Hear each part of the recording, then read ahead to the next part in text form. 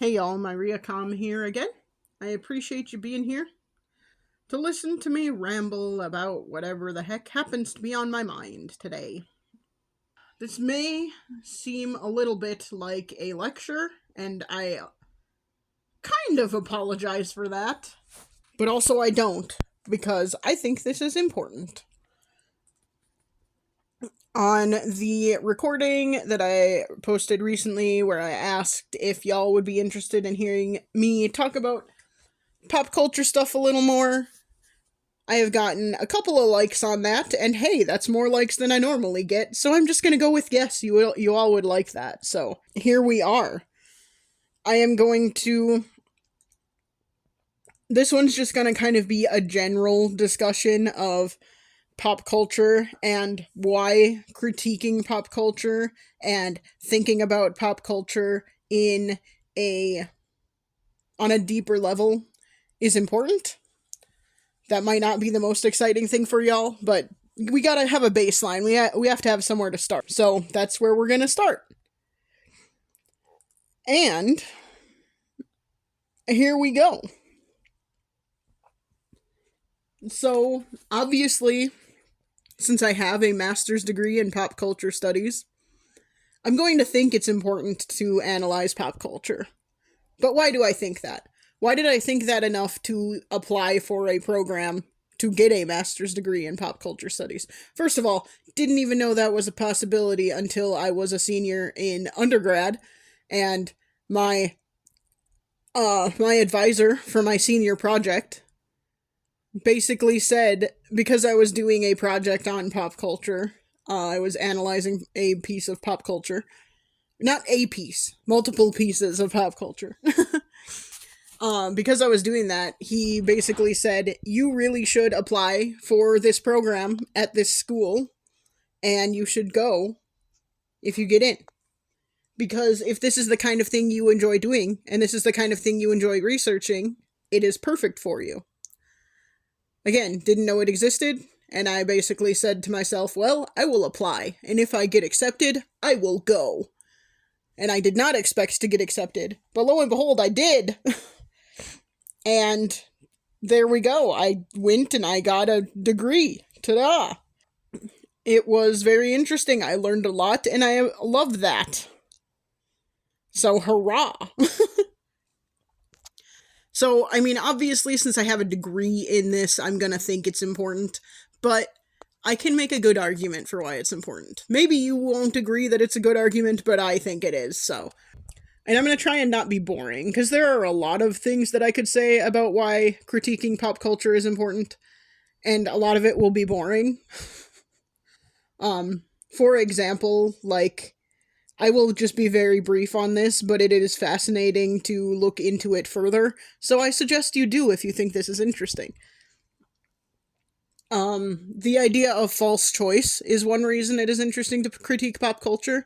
And what I mean by that is, you think you have a lot of choice when you go to the store and you're walking down the aisle and you're like, oh, look at all of these different kinds of cereal I could buy. There's Captain Crunch, and there's Frosted Flakes, and there's, can you tell I don't eat cereal because I can't think of any other kinds of cereal? Cheerios, and there's Honey Bunches of Oats, and there's, oh, this is hard because I don't eat cereal very often.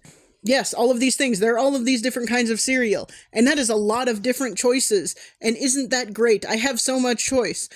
However, I encourage you the next time you are in the cereal aisle, if you eat cereal, unlike me, who is struggling to think of different kinds of cereal, look at the brands that are selling you those different kinds of cereal. How many different brands are you actually seeing? And then, if you're feeling very ambitious, look up the parent companies of those brands. And then how many different parent companies are you seeing? You may be surprised just how little real choice you are actually getting. Because if the same parent company owns multiple of those brands, they are just selling you the same thing, just packaged differently. But all for the same price, or maybe different prices, maybe some of them are priced higher for no particular reason. It's interesting to look at. But that is, like, and yeah, types of cereal is a form of pop culture, especially when you're talking about things that are mass produced. Pretty much anything that is mass produced can be considered popular culture. It is a piece of culture that is popular enough to be mass produced. So therefore, pop culture. Ta-da!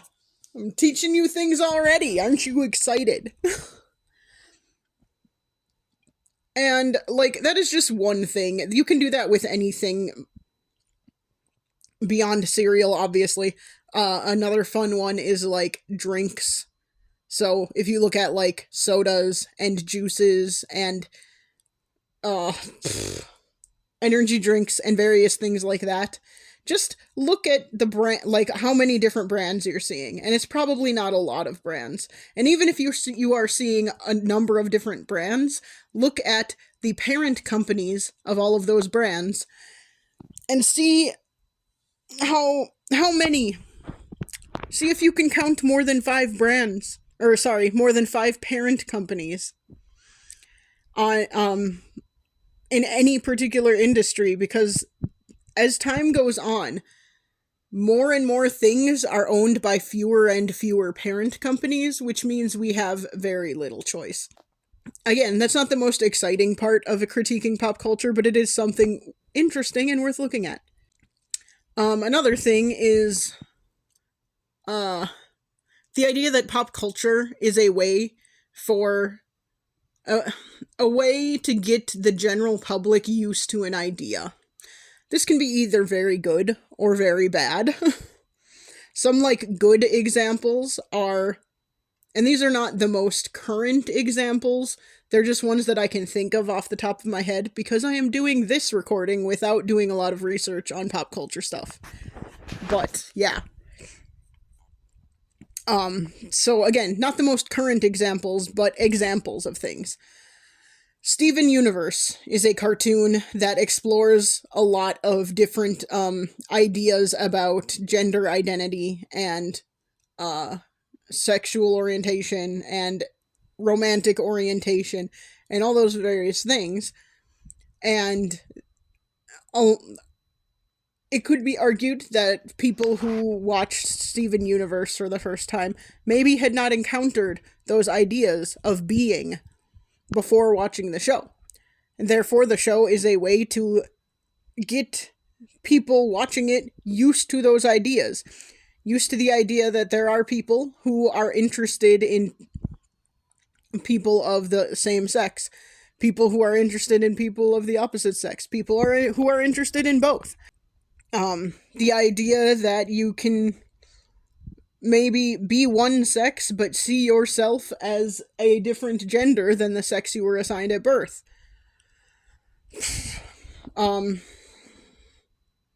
Etc. and so forth. I haven't actually watched a lot of Steven Universe, so this is mostly based on my very small understanding of it.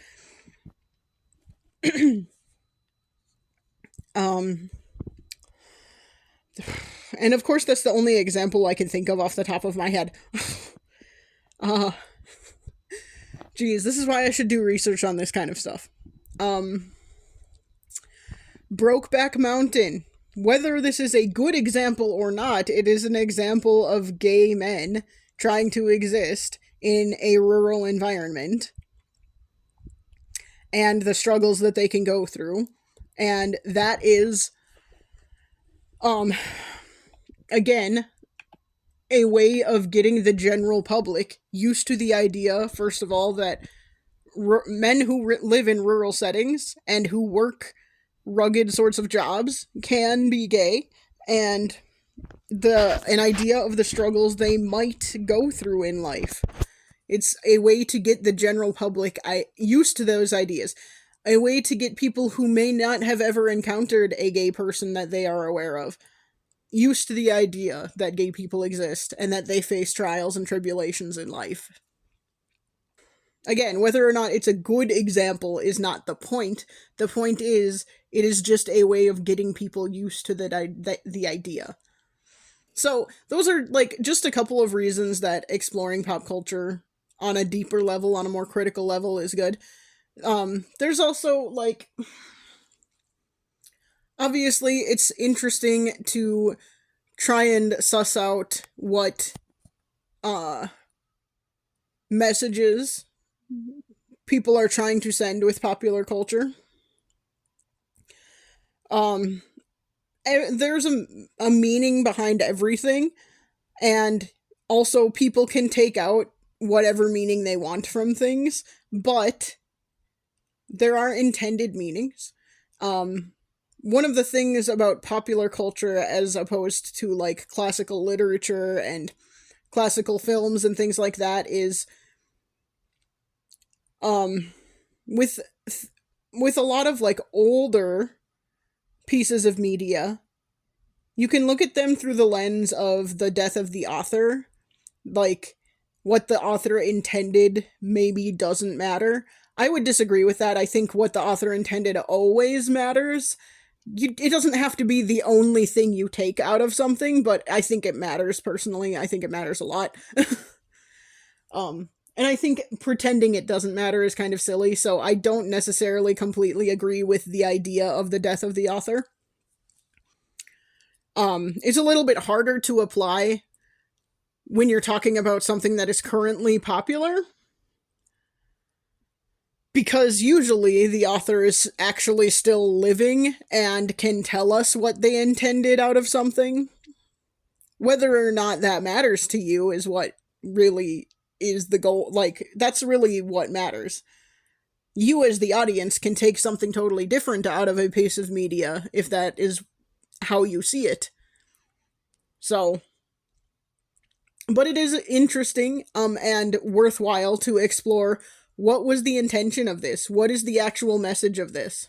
I will just take, for example, let me see. What is a recent... I can't think of any like recent Disney movies, for example, because I am very not up on recent pop culture. So I am going to use...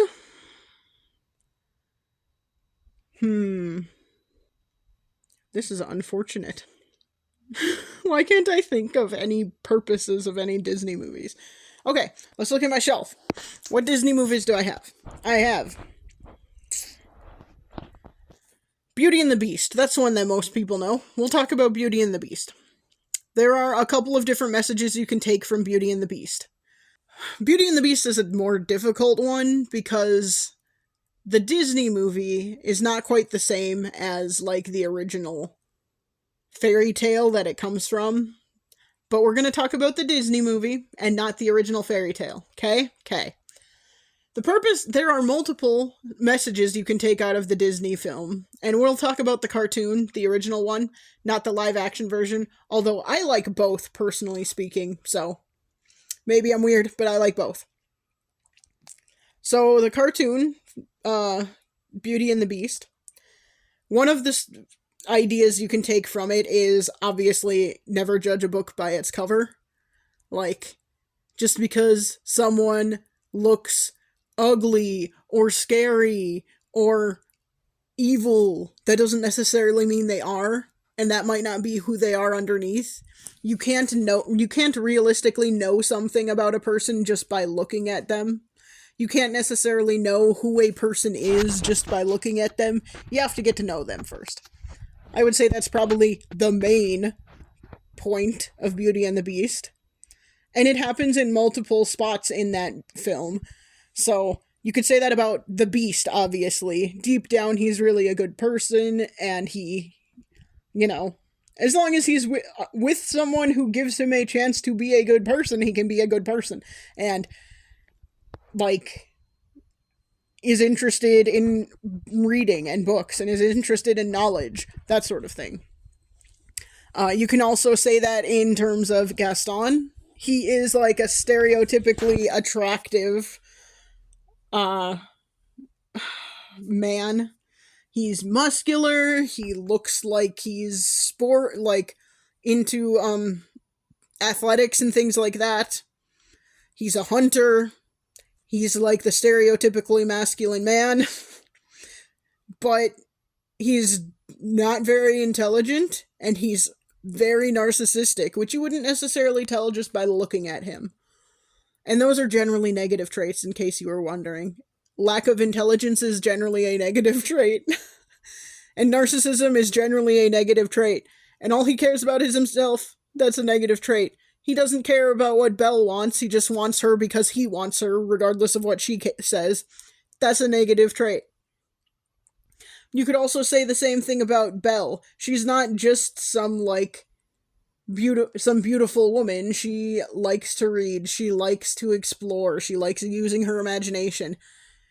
That one's, like, less obvious of a don't judge a book by its cover kind of thing, but Gaston sees her as just a chick. Just a beautiful woman to be his wife and bear his children. So, I mean, I don't think the audience ever sees her as just a beautiful woman, but, you know, maybe I'm wrong. Maybe that's how you read her, how you viewed her when you were watching that film. I don't know. Anyway, so that is like one of the messages that you can take from Beauty and the Beast is don't judge a book by its cover. You have to get to know someone before you actually know who they are as a person. Another thing you could take from it is like stereotypical gender roles don't matter because Belle is intelligent, and that at the time that Beauty and the Beast came out was generally not a trait assigned to women or associated with women.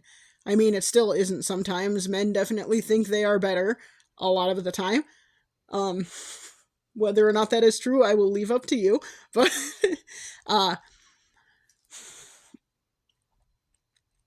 what else? I don't know. I can't think of other examples in that film off the top of my head. It's been a while since I've seen it. But so like it's interesting to look at what the messages are that a piece of pop culture is trying to send you. Um this is a potentially contentious one, but we'll just throw it out there because it matters. The one of the main messages of the Harry Potter books is like fighting against tyranny. um Not giving in to propaganda, not necessarily believing propaganda is a big one. You've got the I suddenly cannot remember the name of the main newspaper. Wow. But the Quibbler is like the indie newspaper, the indie news source. That is like telling the truth when the main big newspaper is just spouting propaganda.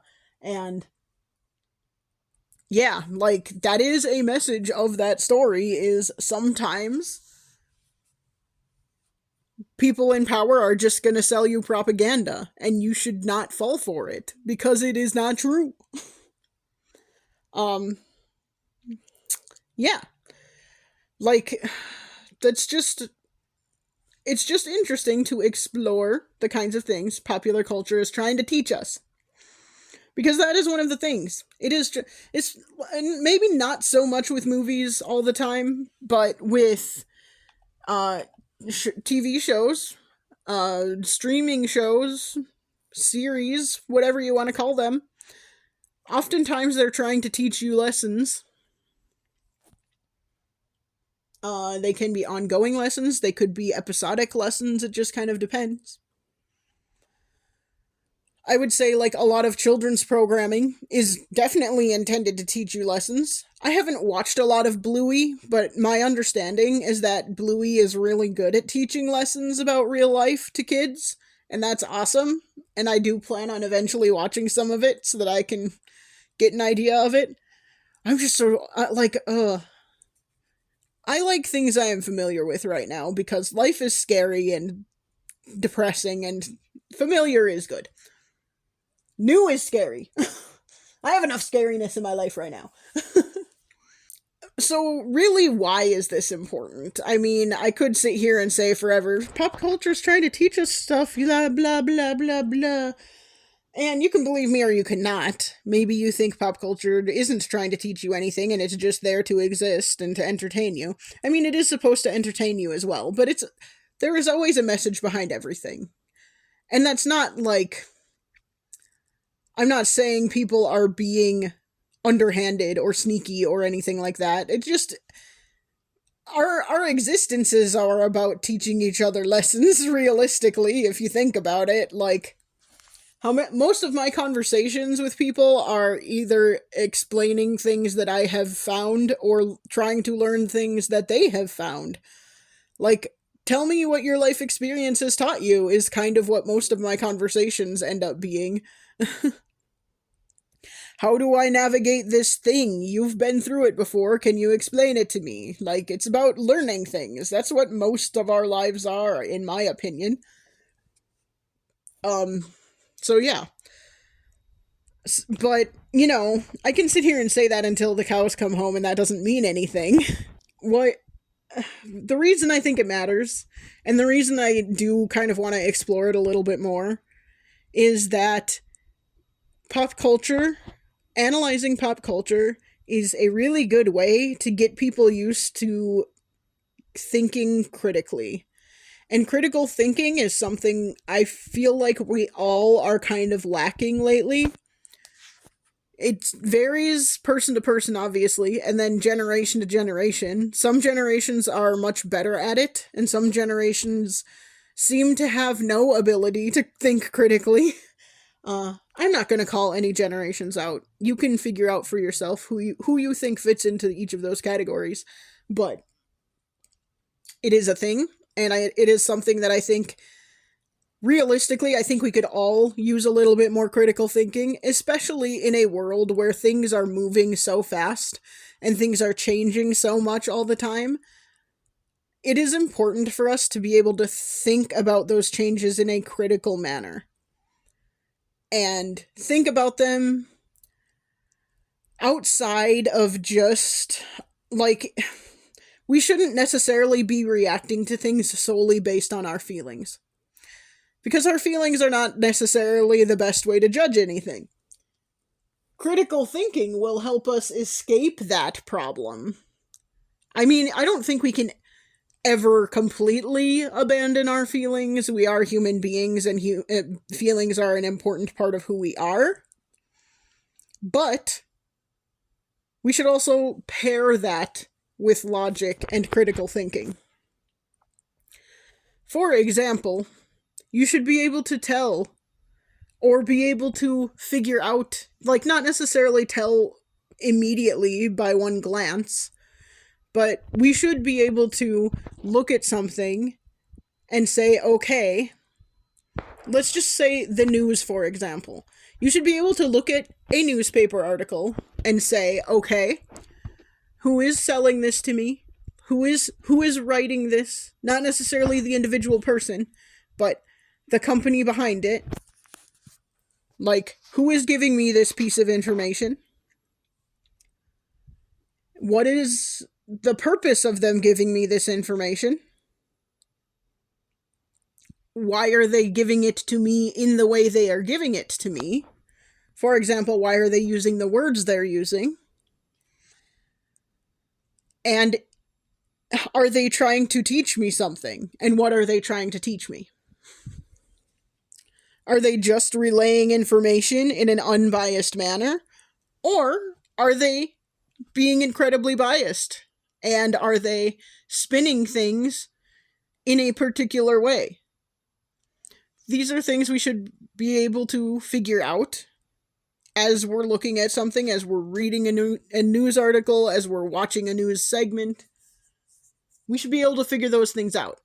And a lot of people are not very good at figuring those kinds of things out right now because they are not practicing critical thinking. So, I think we should explore critical thinking in terms of pop culture for a little while. Pop culture is generally safe. It's a generally safe place to explore things and critique things. People who create art, which most pop culture, I would argue, is art. People who create art should be expecting critique, And critique doesn't necessarily have to be negative. That is one thing I want to also point out. You can be critical about something and not be negative. You can be critical about something and be positive. You can be critical about something and be both positive and negative. Most things, I can't think of a single thing that is actually perfect. So, most things you can critique and find flaws, but you can also find good things about them. A lot of my favorite things have very significant flaws, and I am more than willing to acknowledge that. But, yeah. You can still like things with flaws, too. So anyway, I think it is important, because pop culture is like a safe space to stretch and flex and hone those critical thinking skills, critical thinking muscles. I was going to use a muscle analogy, then I kind of got away from it, and now I'm wanting to go back to it, but it already fell apart, so why am I rambling? Yes, I am being a little silly. I apologize. But yeah, I think it's a safe place to do that, and I think it is a good place to do that, because not every single time, but a lot of the time, the main messages of pop culture are not very hidden. They're usually pretty obvious. Usually it's like, I shouldn't even say usually, a lot of times it's like, good guy, bad guy, you want to be like good guy, you do not want to be like bad guy. That's a lot of times what the message of pop culture is. But there are other potential messages, and we could explore those. I am gonna, probably do a couple of more niche, maybe, unknown. I'm not gonna say completely unknown, but less known these days, especially, pop culture references in some of my future recordings about this. If there's anything in particular that any of you, dear listeners, would like to hear about, if there is a piece of pop culture you would like me to talk about in specifically, like, I'd be happy to. Even if it's something I'm not a huge fan of, I will watch it just to talk about it, or listen to it just to talk about it, if that's what you would like to hear me do. I'm also going to mention that I have made a promise to show my face at some point in these recordings, and I am still planning on doing that. However, it occurred to me that I should probably make sure nothing in my, like, HR manual at work or anything like that says that I can't do that. I just need to double check and make sure, and I haven't had a chance to do that yet, so that is still my plan, but I don't know for sure that it will happen, because if my HR manual says that we can't do that, then I'm probably not going to do that. I don't know why it would say that, but there are, that is an issue with some workplaces, so I just want to make sure. But I think my voice is like, obscure enough that it should be okay for the most part. Also, someone would have to randomly find this, and my name is not attached to it, as far as I know. So, yeah. Anyway, just wanted to update you on that. I hope you have enjoyed this discussion of why critical thinking in pop culture is good. If you didn't, I'm sorry. It was kind of lectury, but it was also fun. I enjoy talking about this stuff, so, it's whatever. And also, you will hear me fumble in some of these, because my memory is not the best these days. I am an old person. So, there you have it. This has been my Ryakon, talking about critical thinking in pop culture, and why it's important. Why critical thinking in general is important, and we should be better at it. And I will try and chat at you again soon. Bye.